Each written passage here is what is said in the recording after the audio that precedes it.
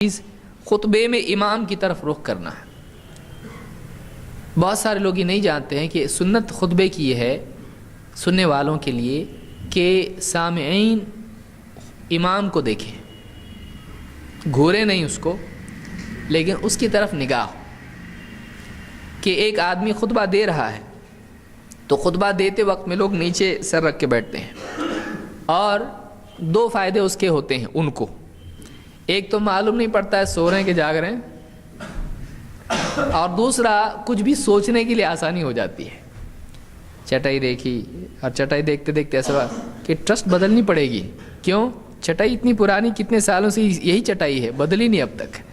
اب اگلا الیکشن کب ہے؟ 5 سال کے بعد ہے۔ کون کون اس میں صدر تھا پچھلے ٹائم پہ؟ گیا ہوں، امام صاحب بول رہے کچھ، یہ کہیں اور چلا گیا ہے۔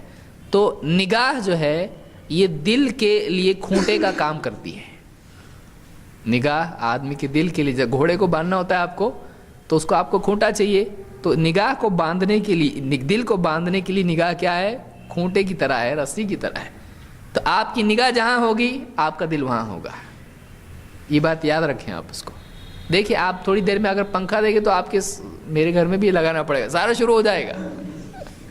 کتنے پنکھے؟ 1 2 3 4 5، ہاں وہاں بھی ایک ہونا چاہیے، پیچھے بھی ہونا چاہیے، چالو ہو جاتا ہے آدمی کا، بیٹھ نہیں سکتا آدمی۔ انسان کی سوچ میں ویکیوم نہیں ہوتا ہے، انسان کی سوچ میں گیپس نہیں ہوتے کہ تھوڑی دیر کے لیے کچھ بھی نہیں سوچ رہا تھا پھر اب چلو سوچنا چاہو، ایسا نہیں ہوتا اس کا۔ وہ ہر وقت کچھ نہ کچھ سوچتا رہتا ہے، اور اس سوچ کو، جیسے پچھلے زمانے میں ٹرین میں وہ ڈالتے تھے نا کوئلہ، تو اس کی سوچ کو، وہ جو کوئلہ ڈالنے والی چیز کیا ہے؟ اس کی نگاہیں۔ جو دکھتا ہے آدمی اس پہ سوچتا ہے، کیمرہ کتنے میں آیا ہوگا، ٹھیک ہے میرے گڈو کے برتھ ڈے پہ بھی ادھار ملے گا، کہ سارا سوچنا شروع کرتا ہے آدمی اس پہ، کچھ نہ کچھ سوچے گا وہ۔ تو آپ کہاں رکھیں؟ امام صاحب کی طرف۔ امام صاحب، وہ بھی نہیں کہ کتنے بٹن ان کے کرتے میں، یہ بھی نہیں، یہ ایک مصیبت ہے۔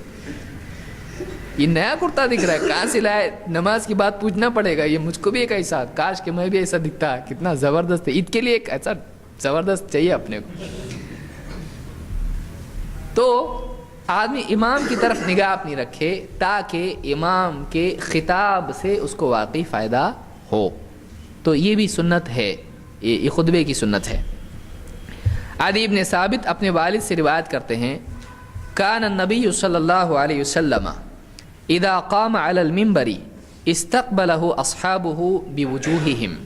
ابن ماجہ نے اس کو روایت کیا، اور یہ صحیح روایت ہے کہ اللہ کے نبی صلی اللہ علیہ وسلم جب ممبر پر کھڑے ہوتے ہیں، استقبلہ اصحابہ بوجوہہم، آپ کے صحابہ اپنے چہرے آپ کی طرف کر لیتے ہیں، اپنے چہرے آپ کی طرف کرتے ہیں۔ تو خطبے میں مستمعین یا سامعین کے چہرے کس کی طرف ہونا چاہیے؟ خطیب کی طرف ہونا چاہیے، خطیب کی طرف ہونا چاہیے، یہ بھی سنت ہے۔